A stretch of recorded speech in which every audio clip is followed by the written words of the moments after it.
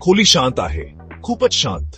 घड्याळाचा प्रत्येक टिकटिक आवाज जानाच्या वेळेची आठवण करून देतोय. वेळ जो सारखा पुढे जातोय, पण तरीही तो पुढे सरकतच नाही असं वाटत आहे. माझे विचार नकळतपणे भूतकाळाकडे जातात, जिथे मी आता परत जाऊ शकत नाही. जुन्या पुस्तकांच्या वास हवेत आहे एक परिचित आधार.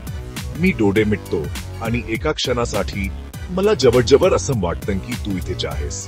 तुझी उपस्थिती आठवणीच्या यंत्रणेत एका भूतासारखी रेंगाळते.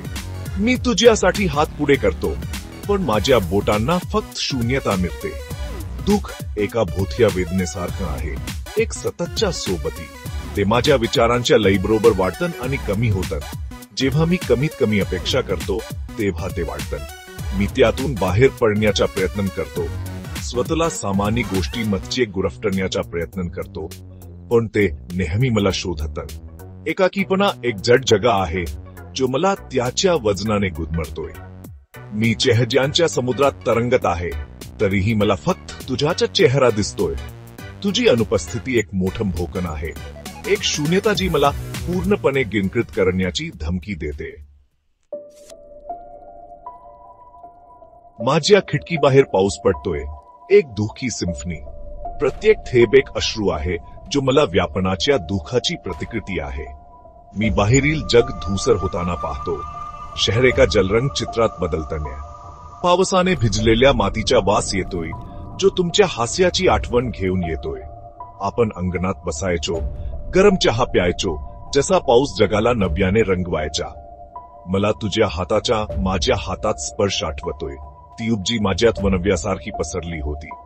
आपण तासनतास गप्पा मारायचो, पावसाच्या जवळकीत फक्त कुजबुजलेले रहस्य शेअर करायचो.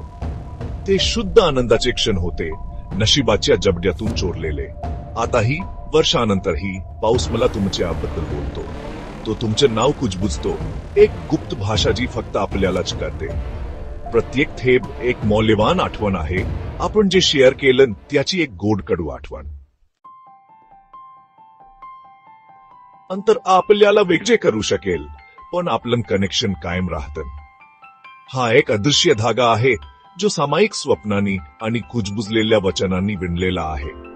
वेळ तो तोडू शकत नाही, परिस्थितीही त्याची ताकद कमी करू शकत नाही. मी तुम्हाला सामान्य गोष्टीमध्ये पाहतो, रोजच्या घटनांमध्ये ज्या एकेकारी आपलं जीवन भरून टाकायच्या.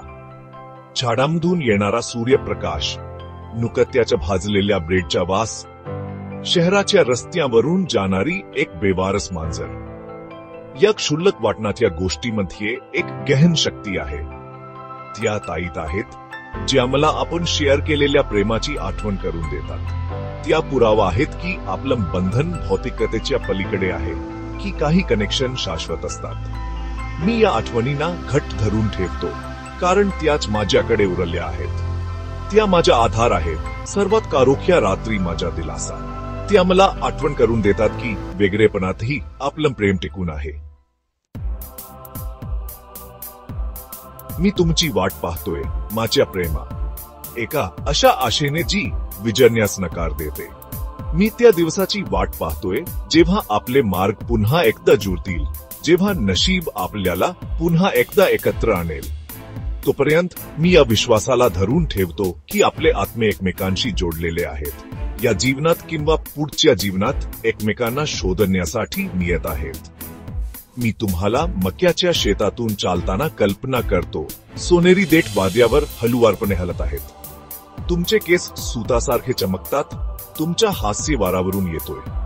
हे चित्र माझ्या हृदयात एक गोड कडू वेदना आणतं, एक इतकी तीव्र ओढ जी मला तोडण्याची धमकी देते. पण दुःखातही सौंदर्य आहे, कारण प्रेम करणे आणि गमावणे हे कधीही प्रेम न करण्यापेक्षा खूप मोठे आहे.